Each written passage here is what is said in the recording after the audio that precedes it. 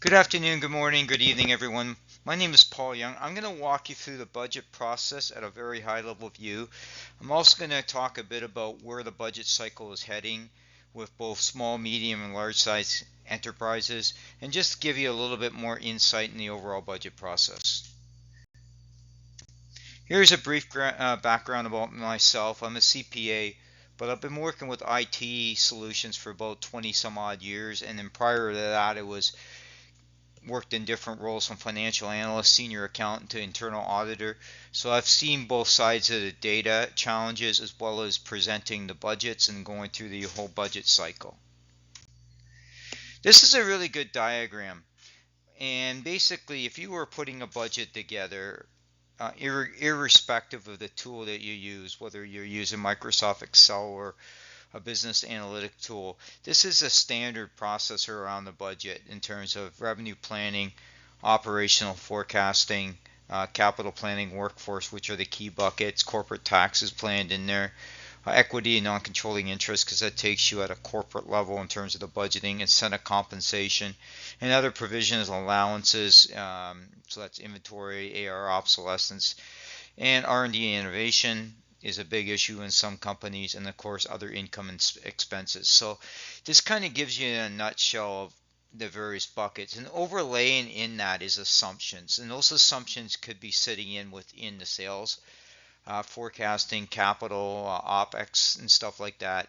It basically can have an assumption cube, or you could have a situation for each little budget model you do, you have various assumptions.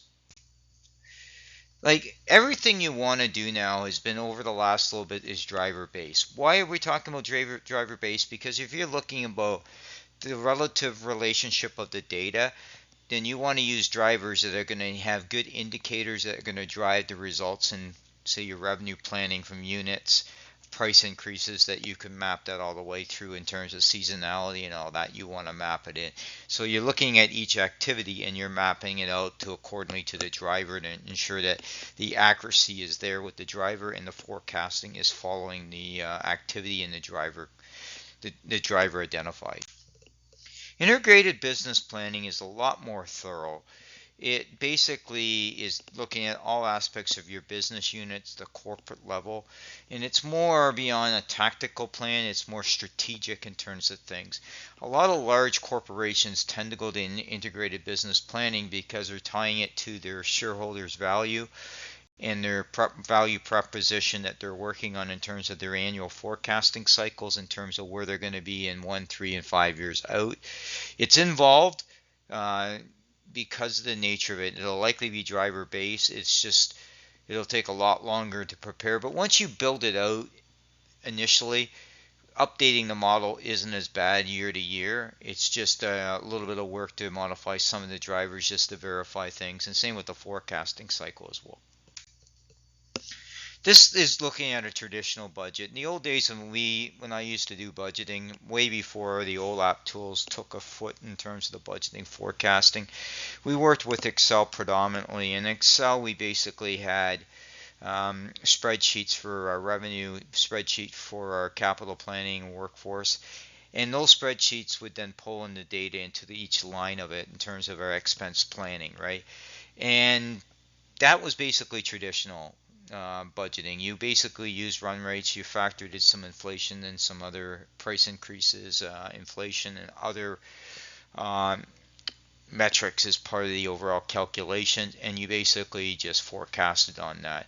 It never was exact, but it just gave you enough of information in terms of a static budget that you would use as a measurement. What is next for the budgeting cycle? Well, we're getting away from basically this whole tactical process of crunching numbers and dumping them into models. We're going to start be using a lot more AI and generative AI, and you're seeing that with demand forecasting. You're seeing it with intelligent planning. You're just seeing things that we can leverage AI as part of the overall data sciences. And a lot of my business partners will build out very strong supply chain models, and they use a lot of Python and other scripts to help develop the right models in terms of projecting out supply chain revenue, inventory levels, and all that. So we're going to start seeing automation take foot. It doesn't mean as a financial analyst that's working with the budget, you're not reviewing it. It just is going to cut down a lot of it. You're going to do more analytical stuff, probably more work in like in a sandbox environment where you're doing scenario planning. What happens if we close this store, we expanded that, and you can implement those changes as part of the overall. So you're going to be working more and more the strategic decisions that are going to drive overall improvement in operating income, all the way that rolls up to net income as well. So this really basically is reshaping how things.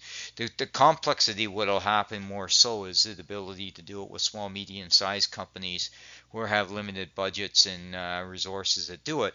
But we're seeing that with add-ins, whether you look at Sage add-in, whether you look at NetSuite, whether you look at third-party tools like Data Rails or Venus Solutions, they're all pivoting around Excel add-in as well to play well with the AI, as well as a lot of them will still use a web interface as well as to. It doesn't negate best modeling practices, and that's for a different video. But what it basically say is that you're going to need to embrace AI as part of your budgeting process. Here's some contact information on me and some additional stuff. I'm an active blogger. As I mentioned before, I've done over 300 data AI solutions, and I'm all about leveraging data in the most optimal way that can be automated. That's going to drive the desired results with in terms of accuracy, in terms of your financial and business modeling. Because the old philosophy, garbage in, garbage out. So you really want to be working with the right data so that you can drive the right decisions across your business unit, across the organization. Thank you.